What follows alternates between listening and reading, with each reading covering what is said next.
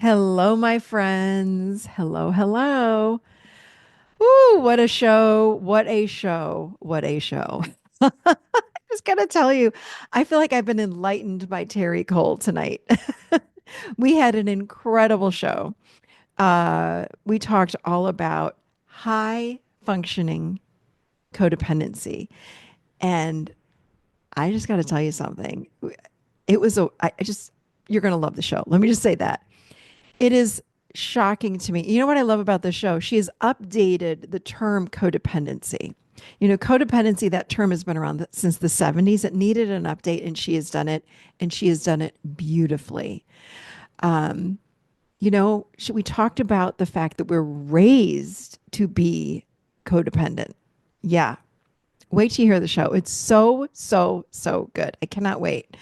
Um, we're going to jump right in, but I just want to share with you, for you late gift givers out there, I have a great idea.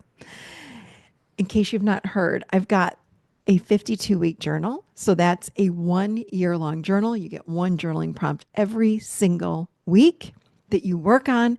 You know me with my 30-day journaling challenge. I write robust journaling prompts. So this is a 1 year or a 52-week. You can start any day of the year. It's a phenomenal gift. You can purchase this, and when you are purchasing it, the recipient's name and email address go in the little gift box, and then you can schedule the date that you want them to receive it. It's fully online, so you can journal from your tablet, from your phone, from your laptop, or you can print it off. It's gorgeous.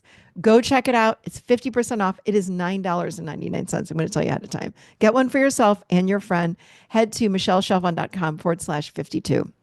It's a great gift, but it's great for yourself too. Okay, let me tell you a little bit about Terri Cole. She's a licensed psychotherapist and global relationship and empowerment expert, and the author of Boundary Boss and Too Much. For over 2 decades, Terri has worked with a diverse group of clients that includes everyone from stay-at-home moms to celebrities and Fortune 500 CEOs. She has a gift for making complex psychological concepts accessible and actionable so that clients and students achieve sustainable change. This, I believe, is her third time on the show, and it was phenomenal, like all the rest. So you're going to love it. Here we go with the one and only Terri Cole. Terri Cole, thank you, thank you, thank you for being with us today. Thank you for having me. Gosh, I've known you. Yeah, I think this is your third time on the show. I was thinking Yeah. I first met you when I lived in Nashville, and I've been here in North Carolina since 2020. So I think I met you in Mm, 2018 or 19. wow. Crazy. Nice. Anyway, thank you. And this is your second book since then? Well, it's my third if you count the workbook. So I did Boundary Boss workbook, and now this is Yes. my third. Yeah. Oh my God. Mm. Congratulations. Well, thank you, my friend. So, yeah, we're going to jump right into it. Are you ready? Of course. Here we go, baby. All right. So, we're going to do the intro and outro later. We have an audience that's watching, and we're going to do so no comments, you guys, please, till the very end. But we are going to just jump right in. So, here we go. Uh, welcome to the show, Terri Cole. So happy to have you here today with us. Thanks, Michelle. I'm happy to be here. I love the mug, I have to say. I'm a 20-ounce mug person. That looks like a Hmm. very nice big mug. I'm a big mug girl. It's not big enough, but it is, it's more than 11 ounces. So Love it. And I yeah, like I'm a mug person. I think we me have to too. have very specific mugs. So I like the Agreed. Boundary Bus mug. Anyway, thank you for being on. And I'm very excited to talk to you about this new book of yours, Too Much. We're talking today about high functioning codependency. I'm surprised my picture wasn't on the back cover or inside as an example. Seriously. Yeah, as I was going through the book, I was like, wow, this was so, so, so good. I Thank you mean, so such a much. good book. Oh my God. So needed because I don't think people understand that they are high functioning codependents. Mhm. So Agreed. so tell us the story. Where did the book come from? What was your inspiration? I'm guessing it's that, but tell us more. Well, part of what, why the new moniker, right? Why did I come up with? So I coined this phrase Mm-hmm. because in my therapy practice, I have probably lots of women, like lots of people here, and like you and like me, highly capable people. Mm-hmm.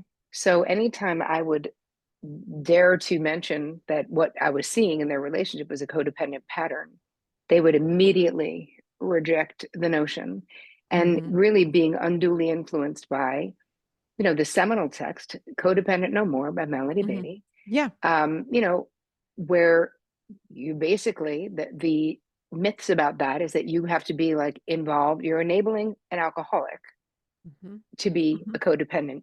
Mm-hmm. You're the weak-willed woman sitting at home waiting for the husband who's gambling away all your money. You know what I mean? Mm-hmm. So these women who are literally the masters of the universe, building empires, writing books, pop stars, like people all over that you would not look at and think that, they did not think that. So the Mm-hmm. problem, of course, is that if they couldn't see themselves in the problem, how could I help them get to the solution? Right. I needed us to get to work, but I couldn't get to work if they were like, no, that's not me.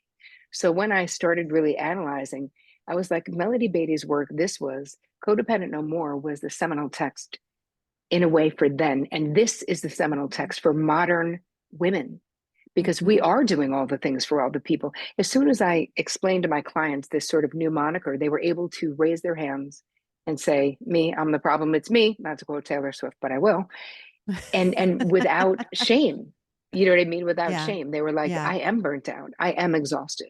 Yeah. So if we wanted to get into what is my definition of it, or what is it, Yeah. it is you being overly invested in the feeling states, the outcomes, the situations, Mm. circumstances, finances, careers, all the things Mm-hmm. of the people in your life, to the detriment of your own internal peace. Mm. And this is very complicated because as mothers and partners and daughters and friends and decent human beings, of course, we're invested in Mm-hmm. other people being happy and satisfied. We want that for them. But when you're a high functioning codependent, it goes over the line to the point of feeling responsible for those things. Mm. Ooh, I'm just letting all that land. Mm, I'm thinking of a friend of mine. We're throwing a birthday party for another friend, and she has a full-time job and three children and has a side job. I mean, when I say she's so busy, and she'll say, I'm so busy, I have no time, I have no time, I have no time. And I said hmm to her, let me take care of the entire dinner. Just let me do the dinner. And she's like, hmm oh, no, no, no, no, no. Because she was going to do this dinner. And I said, let me do it at my house. Let me do it. I've got hmm you. I love you. I've hmm got you. Terry, she was like, no, no, no, no, no, no, no. I'll do it. I'm like, you were just in tears because you are overwhelmed. You're doing it all. mm, You are the go-to person for your husband, for your work, for everything. And now I'm trying to take something off of your list. She literally was in tears, but and couldn't say no, couldn't give it to me. Yep. Because here's the thing, as HFCs, we're very crappy receivers. Mhm. Very crappy receivers. We do not want to. There's a, if we look at like what are some of the traits that Yeah. go along Yeah. with being a high functioning codependent. Yep. Well, I mean, we can start with the easiest one, feeling responsible for fixing other people's problems. So Yeah. that's sort of an easy one. Mhm.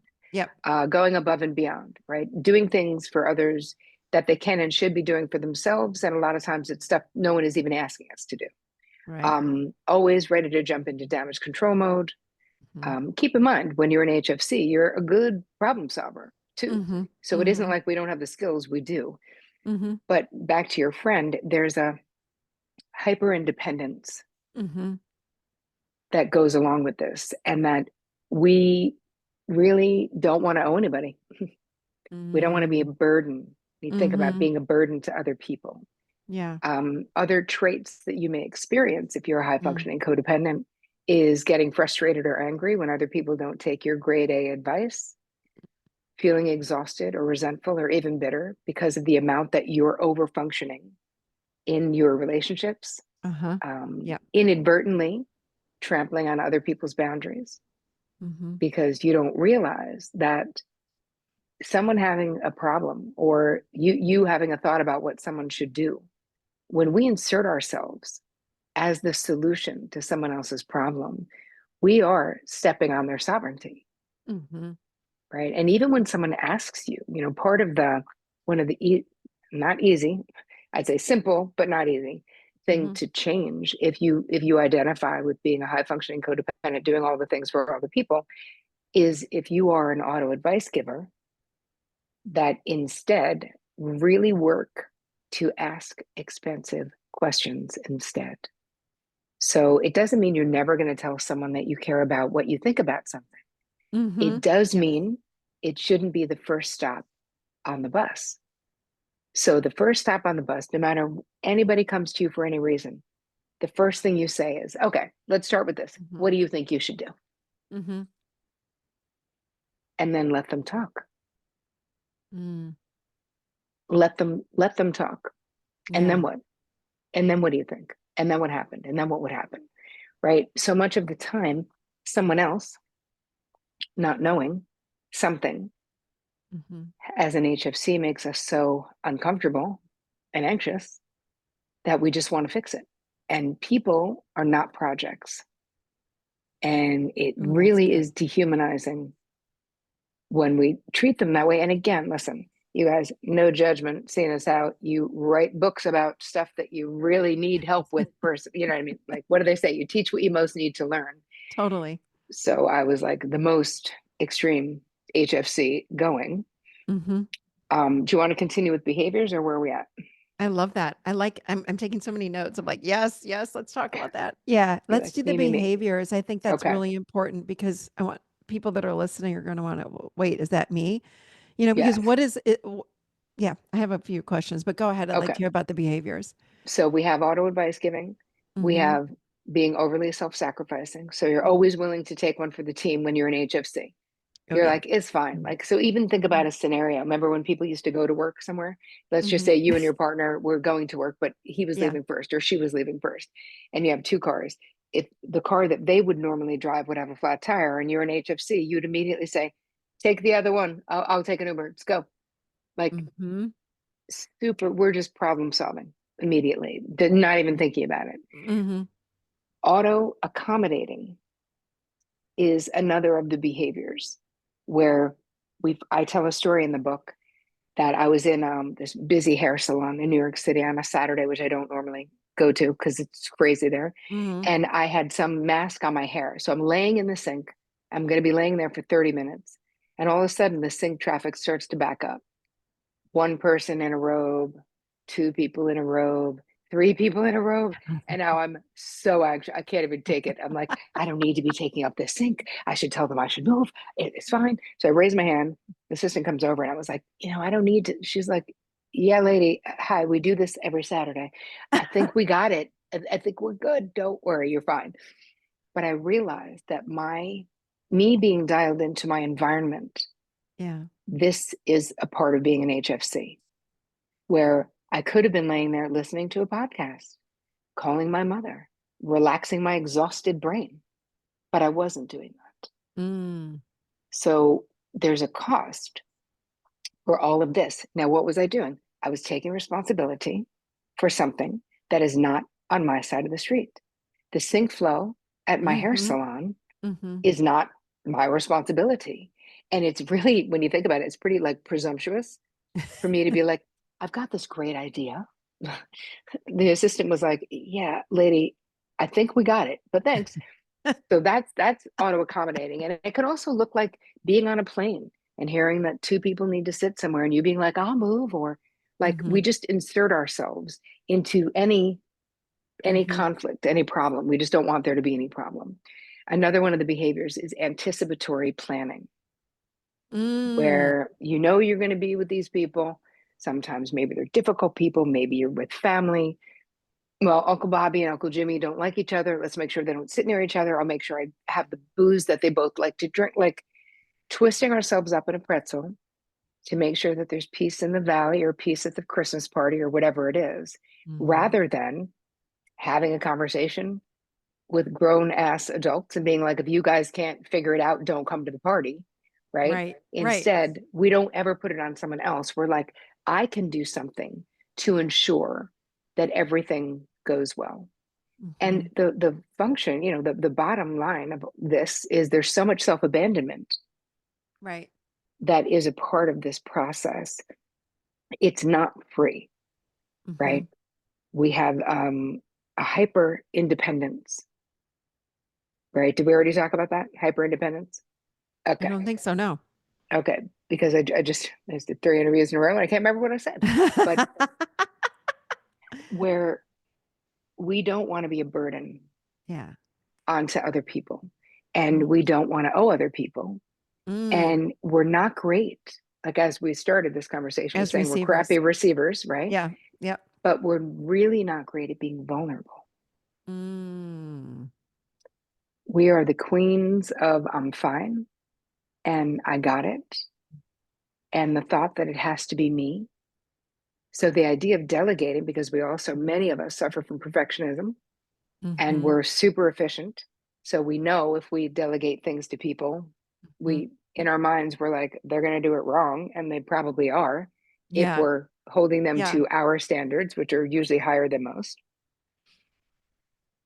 Yeah. But there's such a great cost to all of these behaviors. So do you want to stick with the behaviors? You want to move on to the costs? How are we doing? I like the behaviors. That's because I think, gosh, like everyone in my world at least would relate to everything you said. So how Mm-hmm. many of us are walking around as high functioning codependents? Oh, so many. I know. Like, oh, so many. And so Yeah. many, because why? Let's look at the why of it Yeah. all. This is what I'm wondering. Is it getting worse? Recently, is it worse or it's different? Kind of like you said with Melody Beattie, but way back in the 70s. Like it was so different Yeah. then. But Yes. now, and it does seem like more women than men. Yes, for sure. Yes. Although men also, like, I've heard from so many men saying, I know this is written sort of through the lens of the female experience, but Yeah. this Well, is me too. and I only say that because, and I'm not saying that men wouldn't be this, but I think Mm-hmm. about women who are now in the workforce and raising the children and Mm-hmm. putting dinner on the table and it's like, Yep. how do we not become high functioning codependents? Like, how do we not? Well, let's talk about how we got here. Yeah, let's And then talk we'll about talk that'd be about good. Yeah, how to go over the bridge to getting somewhere better, how to get into that would be recovery, great. because that's really the only thing we can hope for Yeah, is yeah, recovery, you yeah. know? So we got here because I mean, it's the way we're raised, not to go back to the scene of the crime, but I have to. So family of Hmm. origin, Hmm. what were the beliefs? What was the expectation? What was your role in the family system? Right? Hmm. I mean, Yeah, most girls and boys, but certainly girls, there was be a good girl. Turn that frown around. If you don't have anything nice to say, don't say anything at yeah, all. yeah, Nobody was like, tell me how you really feel. They were like, be compliant, yeah, right? yeah, yeah, Be helpful. So important to be helpful. yeah, And really be self-sacrificing. I mean, there certainly was an expectation that if you were a good yeah, girl, or if you were a good Christian, or if you were a good whatever, because many people yeah, are raised in yeah, religious homes, yeah. and the messaging is the same, Hmm. that the more self-sacrificing, the better, the more feminine you are, the better woman you are if you are acting in these ways. So, I mean, Hmm. we come by it honestly, Hmm. right? So we Yeah. understand that we come by it honestly. And my non-scientific or non-social scientific thoughts, and I've always thought this about how we've morphed into from what it was in the 50s to what it is now, is that Hmm. when you think about what started happening in the 60s and the early 70s, where Hmm. this was the beginning of time in Yeah, modern history, that yeah. women could be anything besides a teacher, a nurse, or a secretary. Hmm. So suddenly women are going to college and we're getting into other careers and becoming engineers and becoming therapists and becoming lots of other things.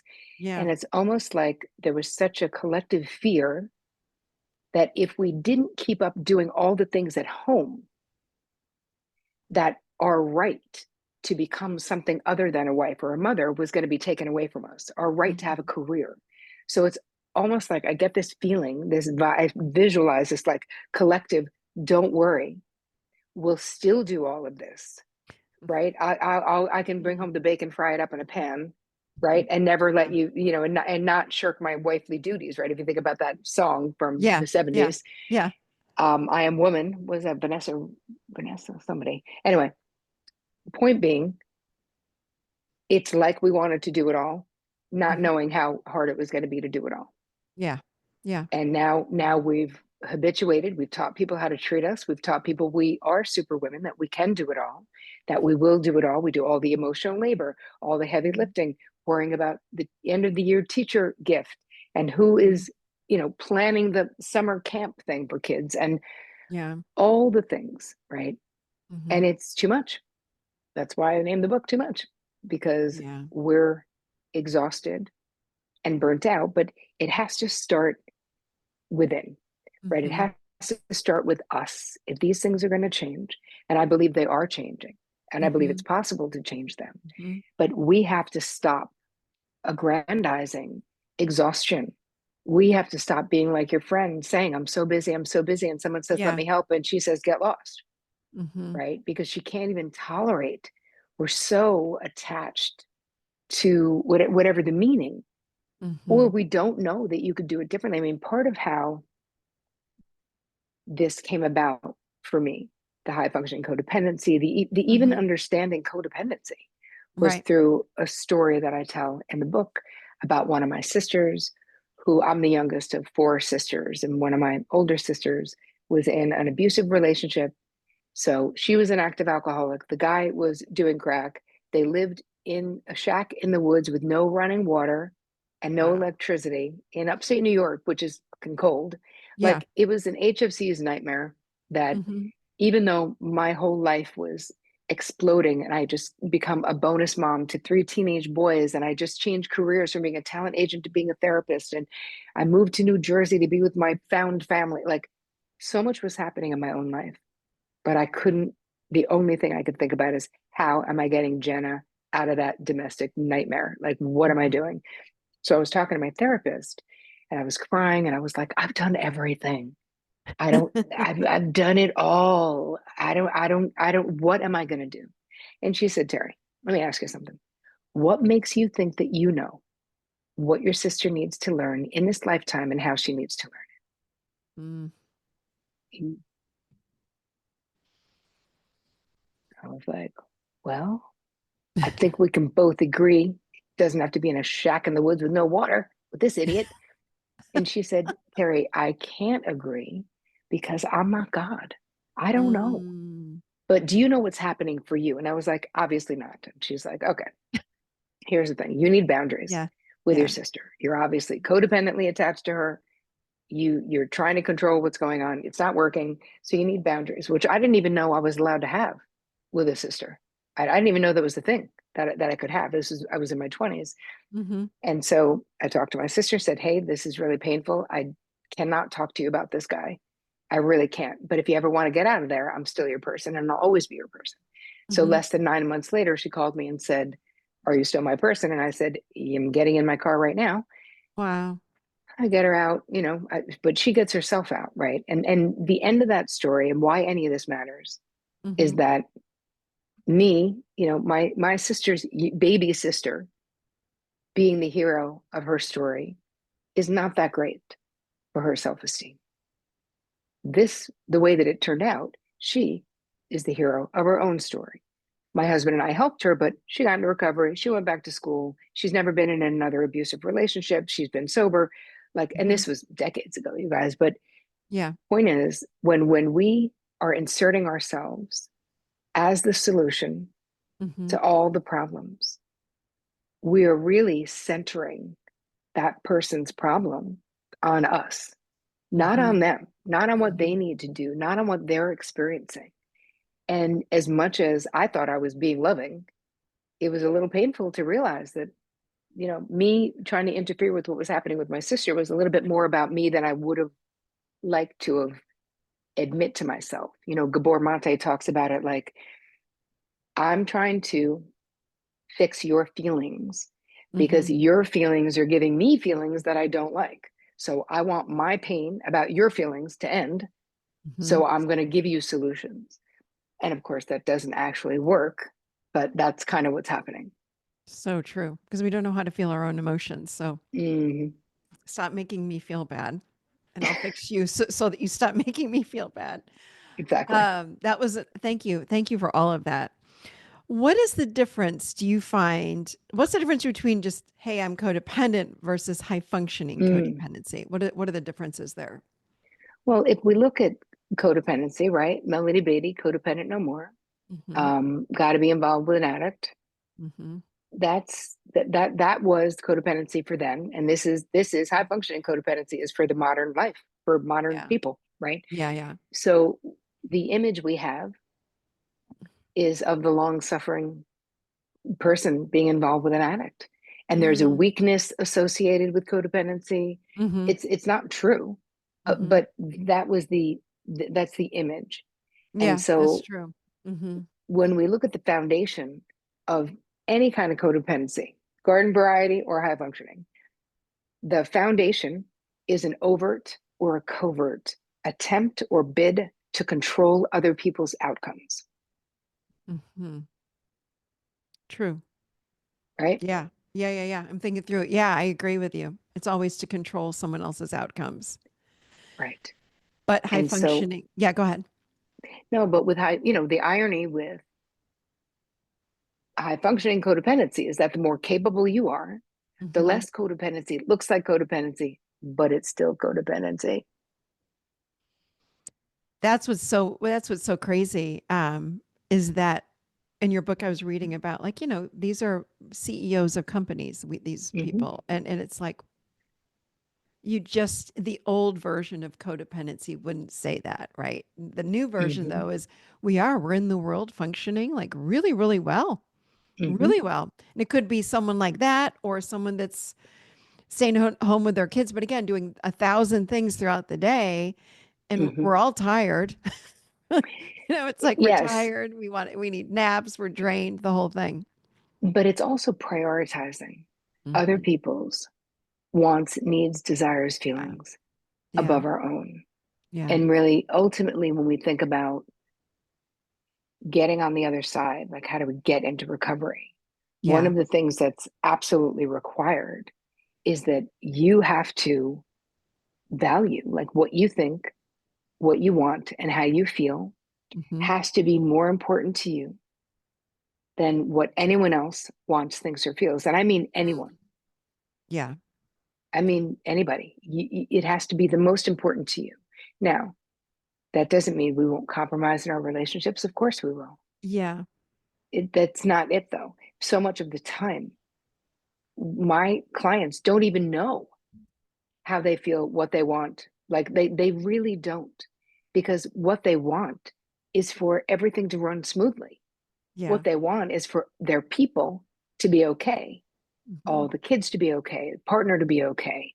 They want that. They want peace, a Hmm. certain amount of peace. And yet, this way, these behaviors that we're talking about, they will not create peace Hmm. because we can't take one for the team and feel peaceful inside, right? It's Hmm. Cheryl Richardson has a great phrase that she says, if you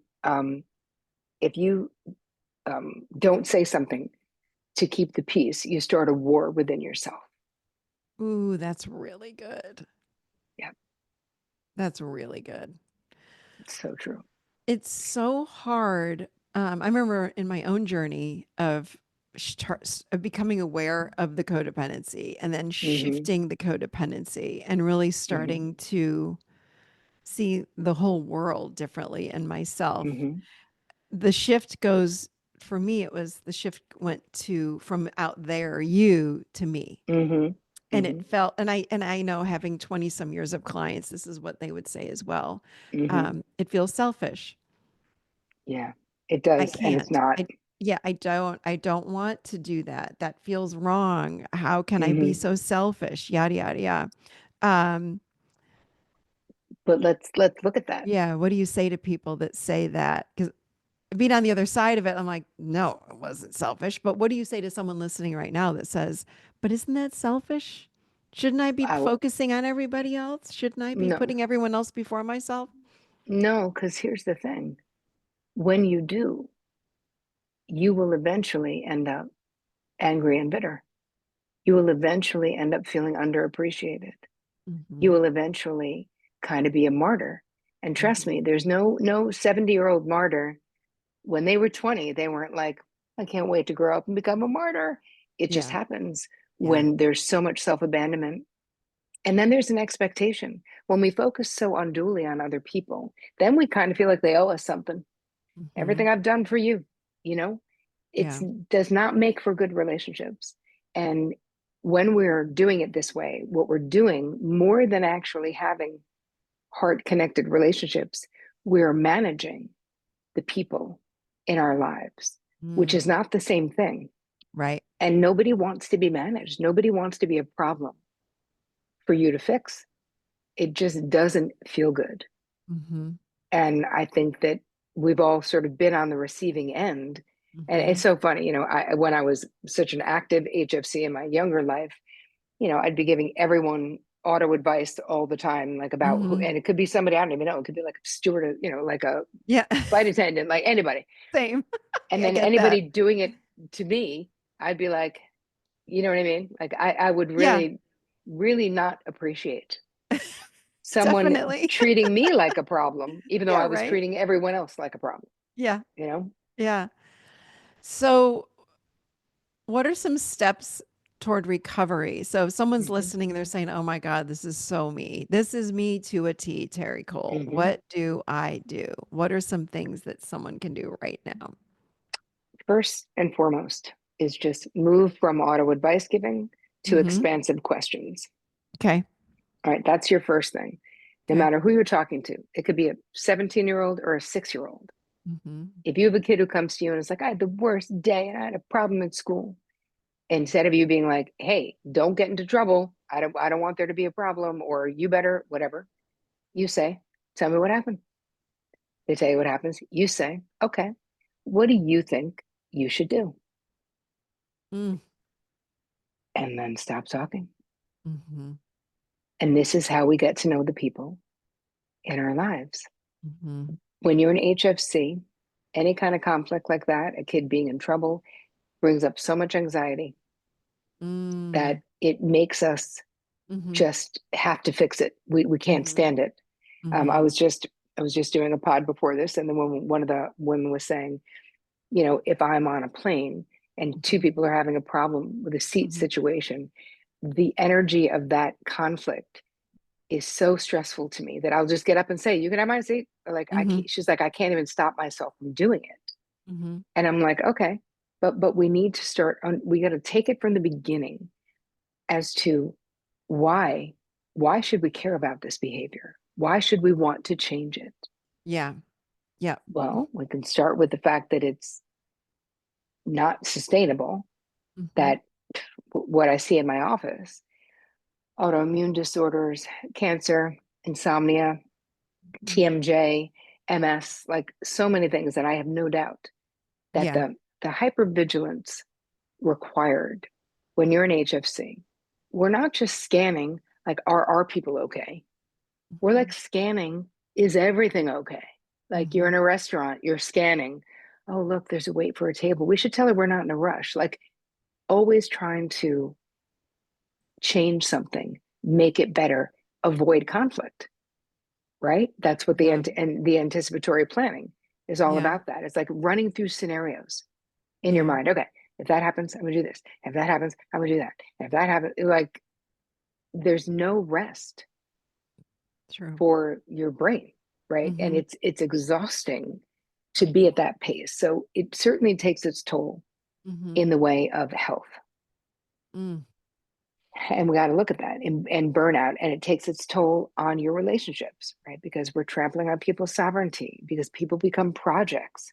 Nobody Hmm. likes to feel like you're the only one who can do anything, and Right. sometimes that's what it's like. And all of this being in your head, because that's what a lot of HFC, we're always thinking, Yes. you end up living life light. I call it like LITE, Hmm. where we're really not fully present. in what we're doing because we're always thinking. It's like we just can't wait to check this thing off the list Mm-hmm. of like, done. Oh, the graduation party, done. Okay, Done. we did the thing, done. Okay. Like the lack of being here now really negatively impacts the quality of our lives. And at the end of your life, you're not going to be like, wow, I wish I was more efficient. I wish I had done more things I didn't want to do for people I barely liked Mm-hmm. to get their approval. You're really not going to think that. You're going to say, I wish I had more time with the people that I love. I wish I'd been more vulnerable. I wish I'd been more honest. I Mm-hmm. wish I'd had more conversations. I wish I was less directive, Mm-hmm. especially if you're an auto advice giver, right? You don't want to get burnt out. And many of you will have to. I needed to. I mean, listen, something will happen. Usually there's some kind of a crisis turning point Yeah. of a cancer diagnosis, a Yep. divorce. My Yep. friend Chris Carr would say, everyone's got their own shit pickle. So I don't know what your shit pickle is, but whatever Yeah. it is, it's something. Mm-hmm. And it tells us you can't keep doing it this way. Yeah. And you can't because you're exhausted and really check in with. So one thing I'm going to have you guys do right now, Mm-hmm. that if you're listening to this, you're here now, or you're listening to it after the fact, we can do a quick resentment inventory. Oh, that's good.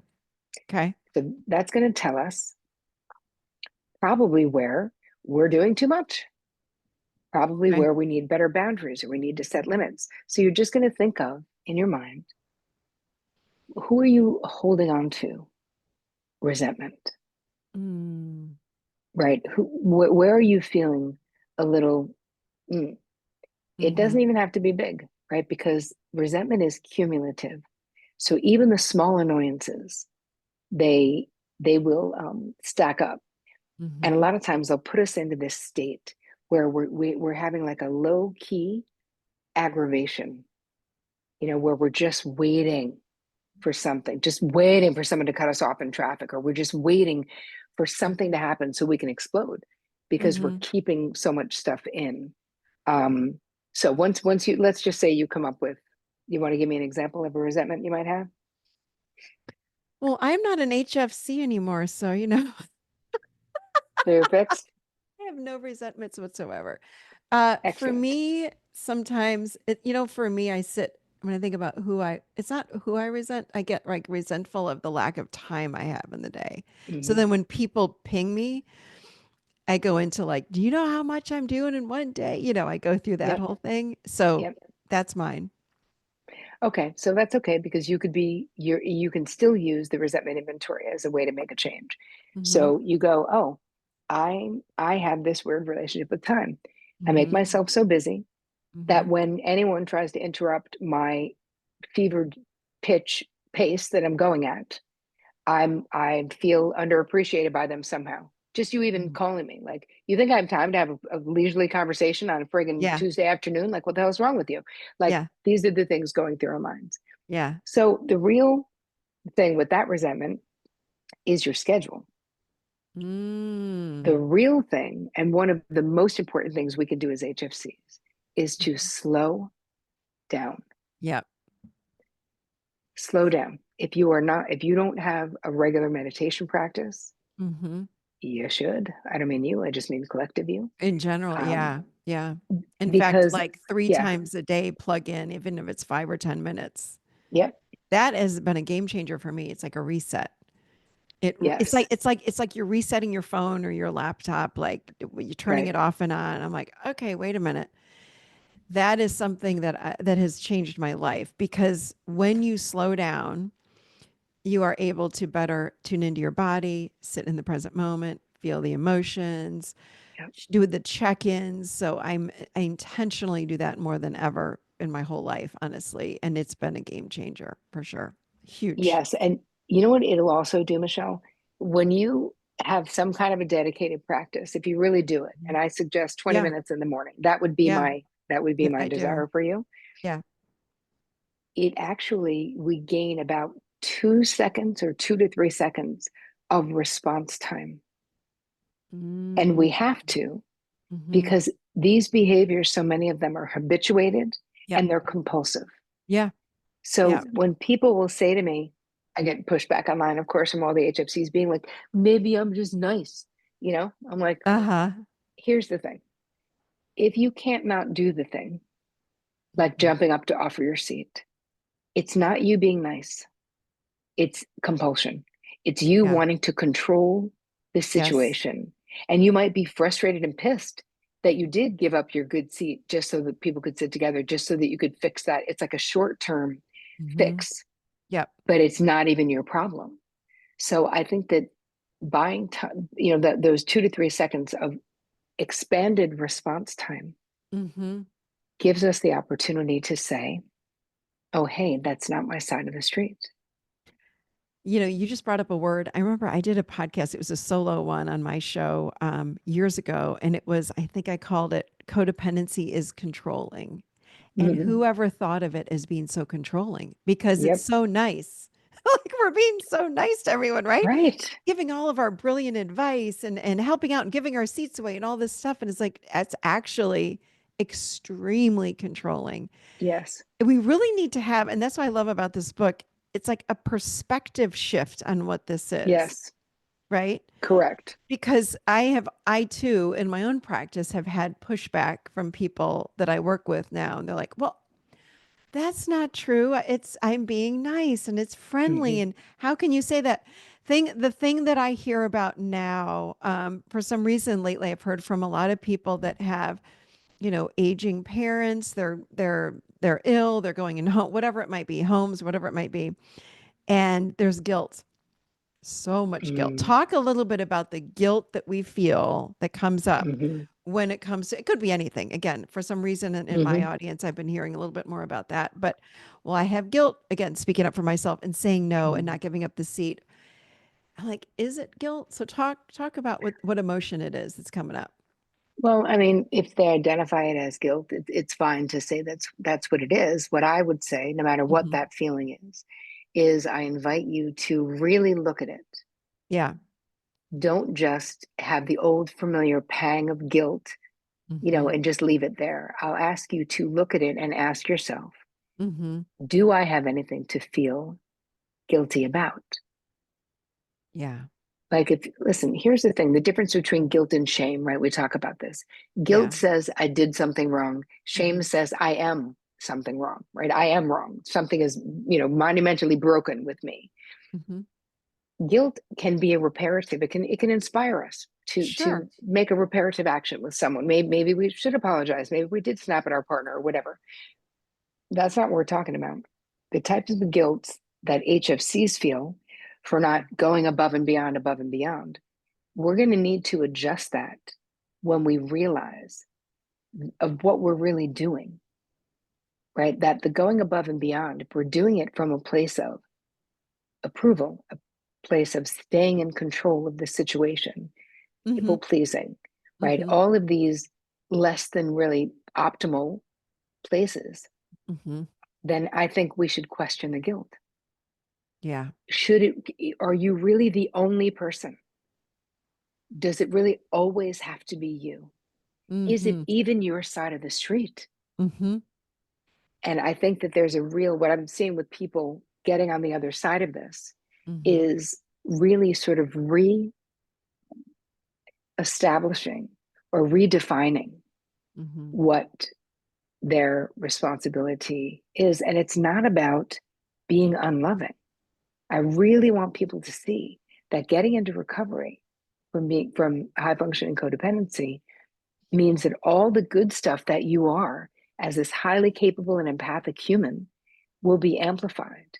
And Hmm. all the lesser good stuff, the lesser optimal stuff, like all the control, Hmm. that will be less and less because it absolutely negatively impacts your relationships, Yeah. right? The autonomy of other people, not accepting them where they are. People become projects. When you Hmm. think about what is the real flex when it comes to love, right? Hmm. HFCs think the real flex is I'll fix everything, I'll do everything. That Yeah. it's me doing Yeah. it. I'll do it. Hmm. No, the real flex Hmm. is when someone is having a dark night of the soul, being willing to be in the foxhole with them, When it's messy, deal with how you feel about uncertainty.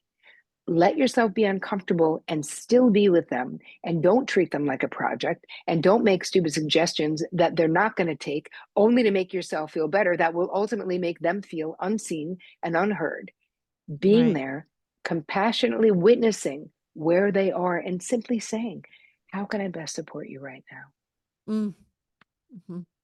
Okay, so question about that. How can I best support you right now? Mm-hmm, I'm thinking of a client I had many years ago living in Nashville, and she was an HFC for sure. And mm-hmm, she came in and her mother didn't have a lot of friends or other family and said they had a relationship where on her way home from work every day, she had to call her mom. And she said, it's draining me.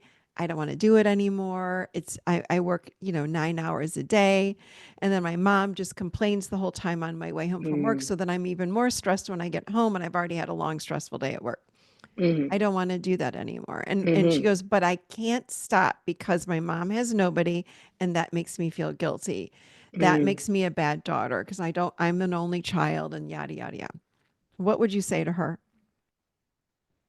I would say, why don't we think about how much can you talk to your mother without being resentful? Mm, hmm.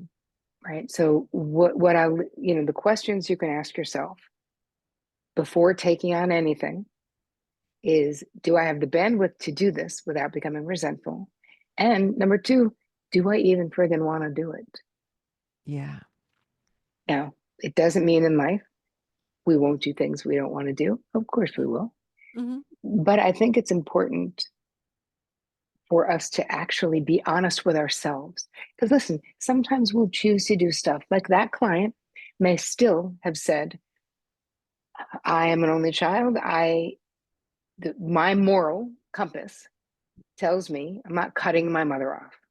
Yeah. And the part of me that does not want to talk to her after my long work day, Hmm. I'm going to make a schedule with her and I'm going to tell her I can talk to her on my way to work 3 days a week. So I will call her Monday, Yep. Wednesday, and Friday on my way to work.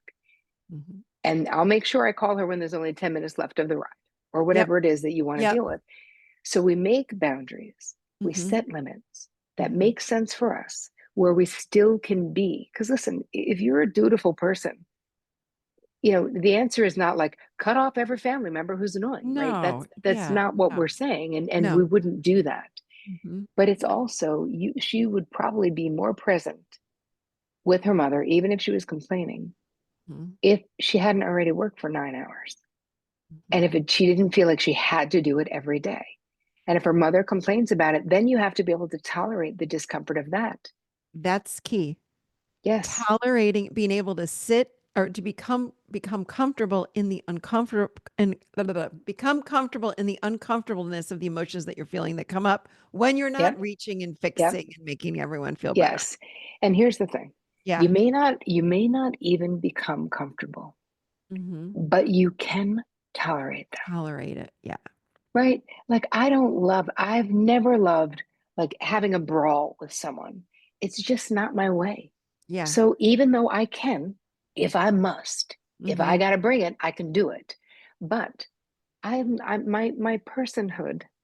I'm not suddenly a different person just because I'm healthier.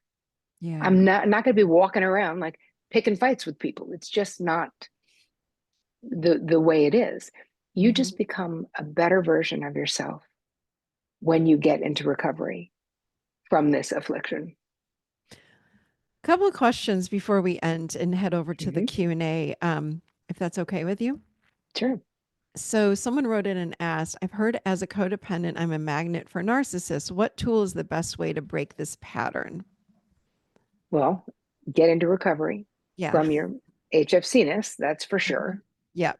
But also, you have the greatest thing, which is you have awareness.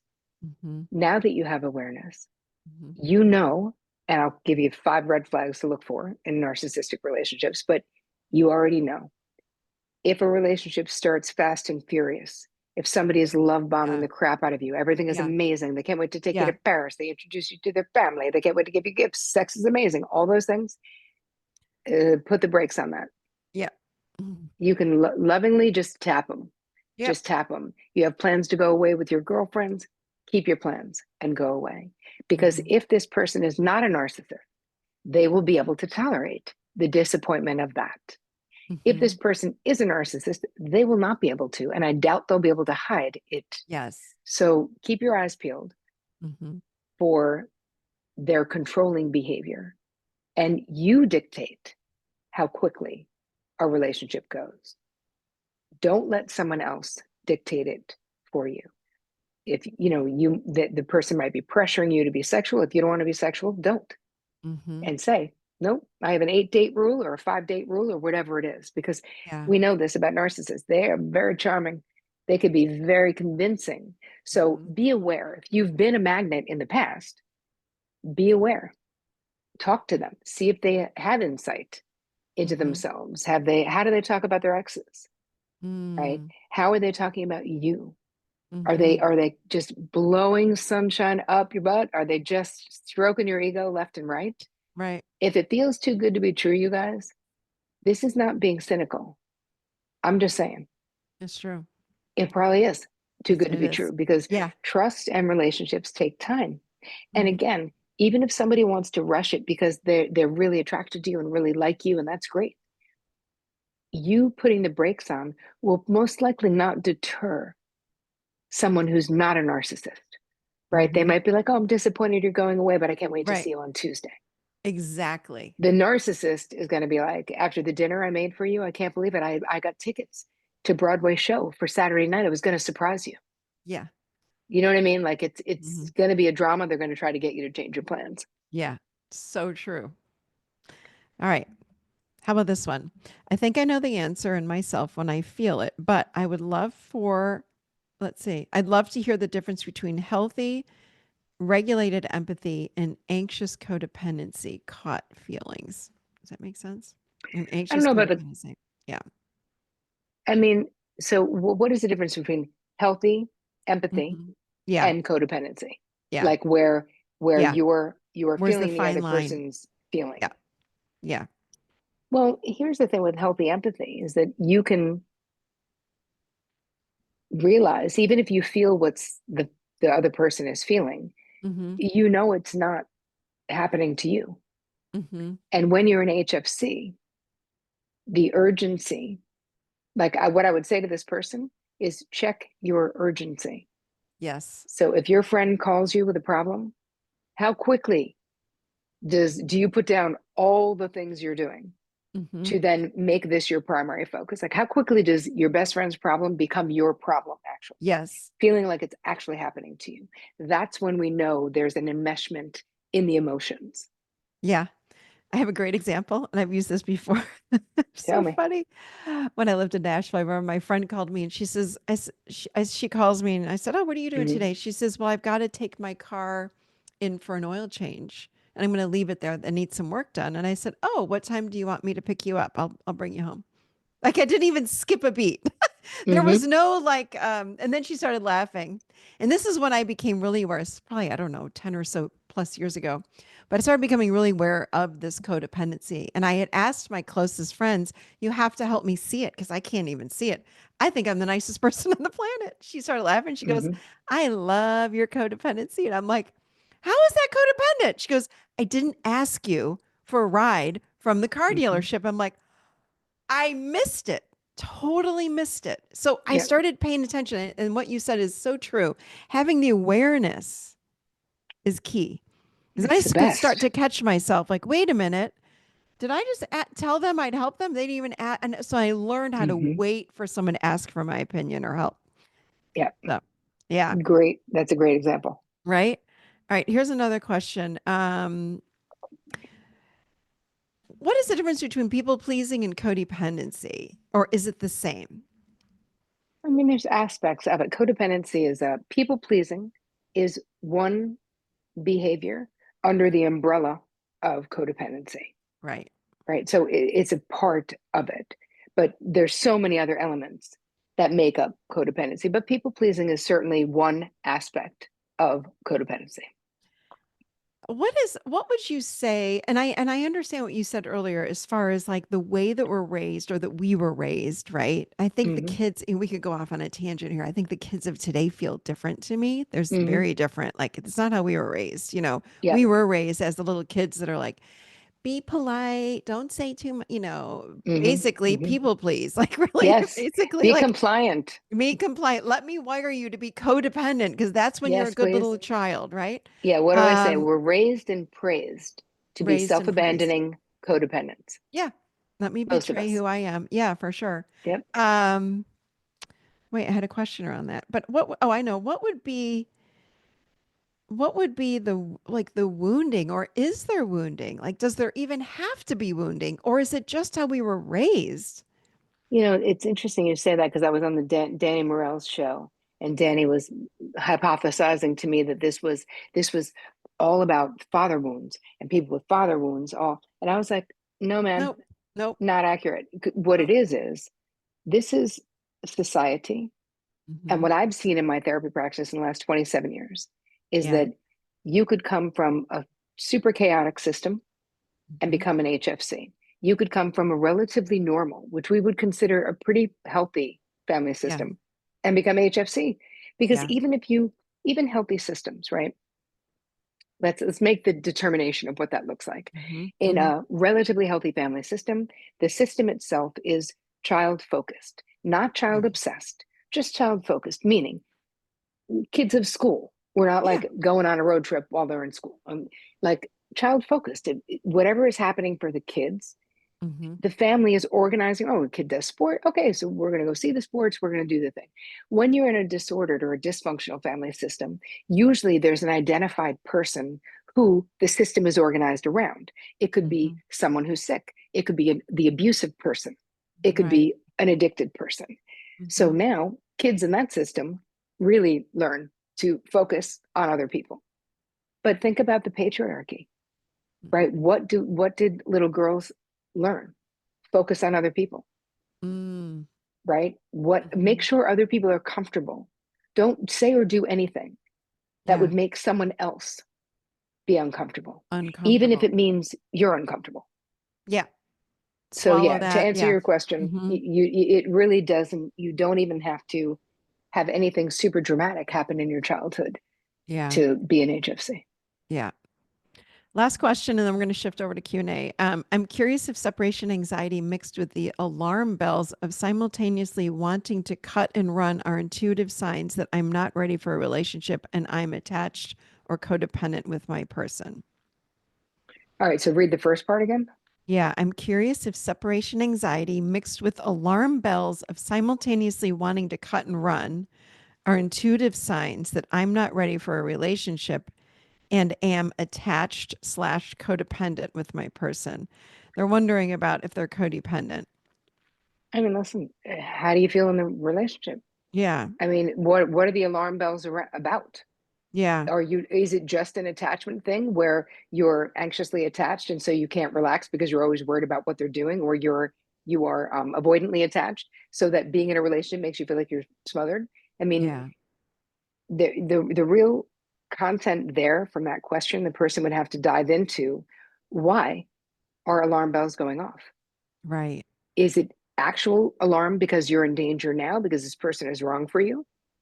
Or is it Hmm. just unhealed original injuries that need your attention? Ooh, that's good. Perfect. All right, we're shifting over to the Academy Q&A, but first, where would people find you? Let us know. All right. Well, first of all, I have a little gift for you Oh, guys we because it's love easy. gifts. It's easy to feel overwhelmed. terricole.com/HFC. This is an HFC toolkit. So it Okay, will help you to just be like, where do I start? There got you it. go. Obviously, and there's a link there for the book. Um, Perfect. and you've got your community, I've got my community. There's a lot of different ways that people can interact with me if they want to, but I wanted to make sure that I gave you the link Thank for the you. gift. We will put that in the show notes. Thank you so much. But Sure. terrycole.com, that's where really you are. In addition to that, we know you are on Instagram. I am. I've got the Terri Cole show since 2015, a podcast. Mhm. Awesome. Yeah, I've got my Perfect. community, I've got a mastermind, I've got a whole bunch of stuff. So if you're interested, you Love can it. just go to terricole.com. Perfect. We will send everyone there. Thank you so much for being on today. We really appreciate you being here. Thanks, Michelle. I appreciate you. Congratulations on the book again. Thank you. All right, you guys. I hoped that you enjoyed that. Ah, she's so great. Is she not the best? I just love Terri Cole. Check her out. Amazing. Her new book, Too Much. Just, it's absolutely amazing. And do not forget, if you're looking for a last minute gift, one for yourself and one for a friend, michelleshelfon.com/52. We've got the new 52-week online journal. Yes, you can get it today and send it today, and people will get it by Christmas. There you go. All right. I love you all. Have a beautiful, beautiful week. And I'll see you right here next week. Have a great week, everybody.